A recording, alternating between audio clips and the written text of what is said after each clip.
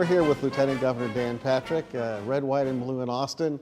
Governor, welcome to Red, White, and Blue. Good to be back. We were talking about the first appearance on the show was in your inaugural year, which was my first year running for office 16, 17 years ago. We're a little older. Yes, we are. Hopefully, but we're looking good. I think pretty good for, yeah, our we're age. holding up. We're holding so up. let's talk about, we're mid-session. Yes. There's been a lot going on. Give your constituents a report. Where are things at? I think we are possibly going to end up, a lot of work to do. You know that Smokey and the Bandit song, remember, a long way to go but a short time to get there? Yes. You know, time is quickly running out. This could be the most impactful session for the people of Texas in modern history. Property tax reform and relief, really addressing school finance and instruction in a way that will put us #1 in the country for how we fund and incentivize outcomes. Teacher pay raises that they haven't had in decades from the state. Eminent domain, protecting private property, but still letting our economy grow with all the pipelines that we need for all that oil that's in Texas so we can get it out and export it. Looking at, we passed the balanced billing on a lot of people, go to the hospital and all of a sudden they get this surprise bill. It passed 28-3 bipartisan support, saving people hundreds and thousands of dollars potentially when they have to go to the hospital, and bill after bill after bill after bill.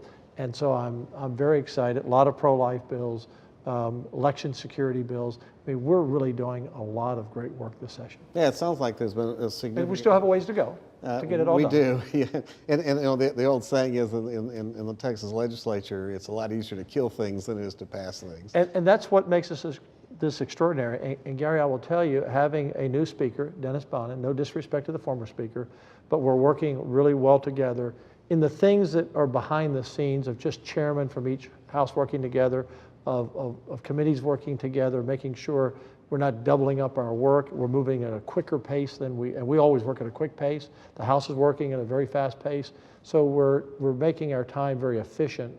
And so I feel really good about where we're going. But look, when you take on school finance, the school finance recommendation, school finance commission, property tax relief, these are multi-billion-dollar issues, very complex, very complicated. And if they were easy, someone would have tackled them in the last 20 or 30 years, and they haven't. So we're trying to get a lot done. And I think part of that goes to the credit of the foresight of creating the interim study committees to Yes. deal with, to flush out these issues, Yes. and get prepared for the legislative session. The So, School Finance Commission did great work, great work. yes, we want to make sure our schools are adequately funded. We want to make sure that our homeowners are not taxed out of their homes. Right. And on that funding to schools, we want to make sure that where we spend it, which we have not always done in the past, is where it's needed, and where it's going to be really beneficial. So for example, we're going to incentivize schools to receive more money if we can improve the outcomes of third grade reading, which is crucial. Right now, in some schools, less than 30% are third grade reading level. Yeah. So we've got to target those kids. If you can't read, you can't learn, because you have to learn to read to learn. And so very important. That's just one little thing. Dual language we're going to focus on, which will be helping get away from some of the out-of-date, antiquated ways of teaching students the English language over a long period of time. Gary, today, almost 1 out of 5 students in public schools is not proficient in English. That's almost 1 million. That's a lot of people. Out of 5.4 million. So all these things are so important. Interesting about language, you know that the state of Israel, they don't do bilingual education. They do Hebrew immersion. Right. Totally different alphabet from people who come from alphabet countries like ours, Yes. and people learn it because you have to. Well, we do that for everything but Spanish, if you think about it. If you come here from any other country in the world, Got to learn it. you got to jump in the deep end of the pool quickly. And it does help if they do learn English in terms of being Absolutely. successful in America. Absolutely. Okay, well, it's border security is Yes. always a topic for Yes. Texas. We have a long border with Mexico. What's going on in the session on border security? Well, when I ran for lieutenant governor back in 2014, I committed to spending $800 million in our budget, which is the first time it had happened, for our own Texas border security, basically being spent through the Department of Public Safety, our state troopers. We did that in 15, we did that in 17, we're doing it in 19 again. We're a long way from the border being secure, mainly because the Democrats in Washington are blocking every attempt to do it. Now, if you go back over the last 20 years, I can blame both parties when they were in power for not addressing this. I've worked with President Trump a lot. I continue to work with him on this issue. We have 1,200 miles of border with Mexico. We don't need a wall, a 1,200-mile wall, but we need to fence, wall, whatever you want to call it, a barrier that's effective from Falcon Lake all the way to Brownsville. This month, it's estimated 100,000 people will come into this country, many seeking asylum. From San Diego to Brownsville, about 60% of those come through Texas, and most of those come between Falcon Lake and Brownsville. We have a bigger than normal group coming in El Paso, but McAllen, all that area, tremendous numbers of people coming. And so President Trump will do it like that if he'll get help from the Democrats. And if he doesn't, the Texas Senate passed a resolution 2 weeks ago.